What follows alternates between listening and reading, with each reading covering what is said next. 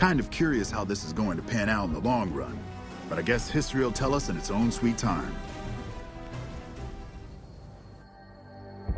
And so the courier who had cheated death in the cemetery outside Good Springs cheated death once again, and the Mojave Wasteland was forever changed. The new California Republic celebrated its second victory at Hoover Dam, establishing definitive control over the entire Mojave Wasteland. Soon after, they negotiated terms to annex the Strip, Freeside, and many surrounding communities. The Mojave Wasteland, at long last, had entirely fallen under the NCR's banner. The courier, fair and even-handed in her dealings throughout the wasteland, was honored by the NCR for her support of the military at Hoover Dam. She was presented with the Golden Branch, the highest civilian decoration given by the Republic. Tabitha and Rhonda went east, through Caesar's Land.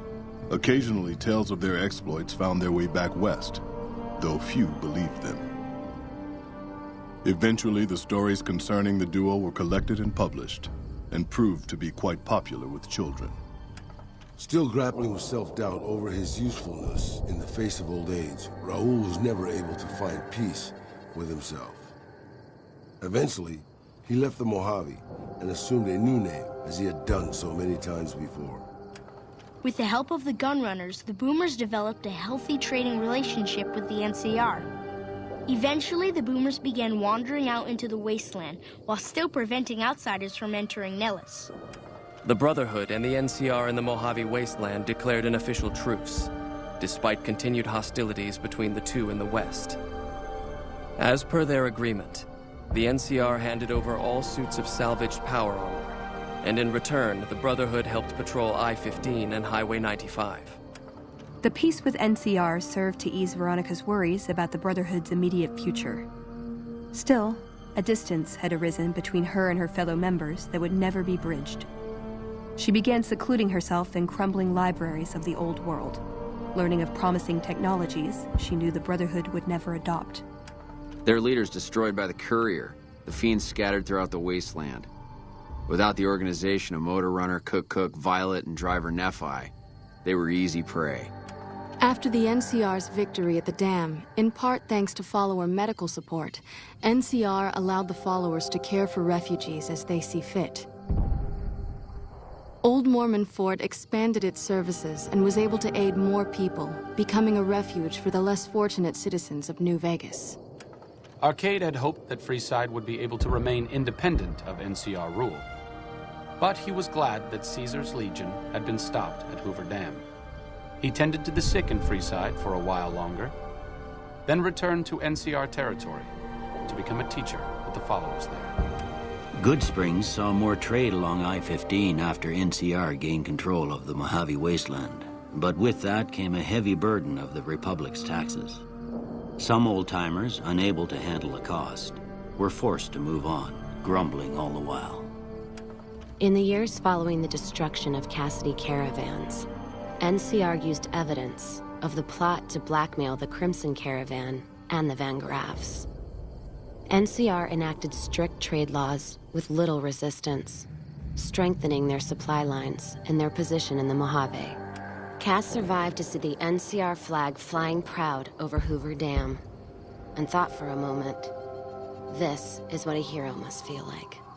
She was about to tell the courier not to get too proud of herself.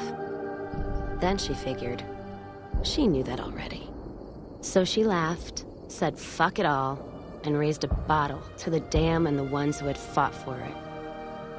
As far as she was concerned, the whole thing was proof that playing out a bad hand can pay off in the end, as long as a woman like the courier was holding the cards. During the Battle of Hoover Dam, the Great Khans quickly evacuated Red Rock Canyon and headed north and east into the plains of Wyoming. There, they reconnected with the followers of the Apocalypse and rebuilt their strength.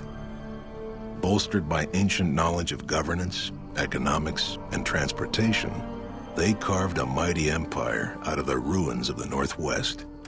Thanks to the courier and Lily, a cure for the Nightkin's schizophrenia was found shortly after Dr. Henry's experiment concluded. Nightkin and other super mutants in the wasteland flocked to Jacobstown, and the town became known as a haven where a mutant could find peace. Lily's long life finally came to a close in the Mojave Wasteland. As the life faded from her, her last thoughts were of her grandchildren. After the NCR victory at Hoover Dam, the temporary truce between them and the Kings blossomed into a full-scale relief effort for the people.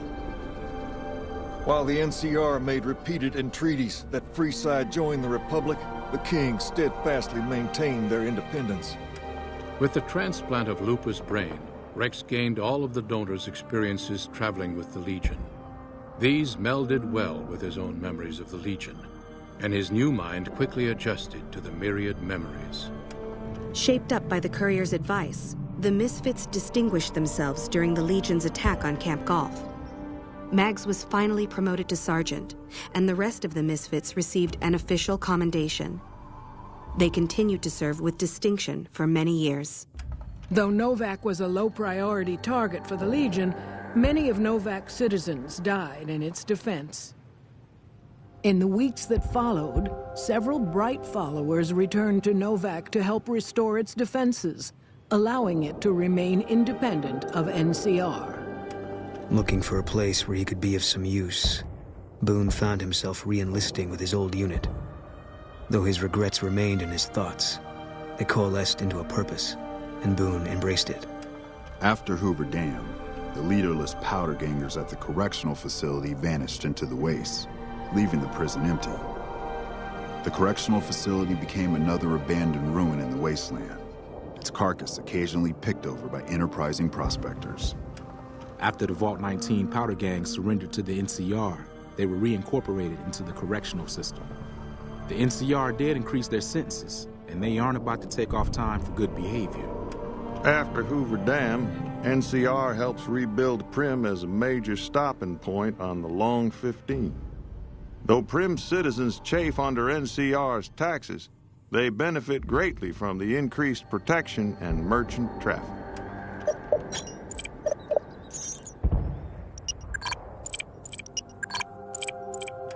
Defying Chief Hanlon's worst fears, NCR's Rangers persevered and distinguished themselves during the Second Battle of Hoover Dam.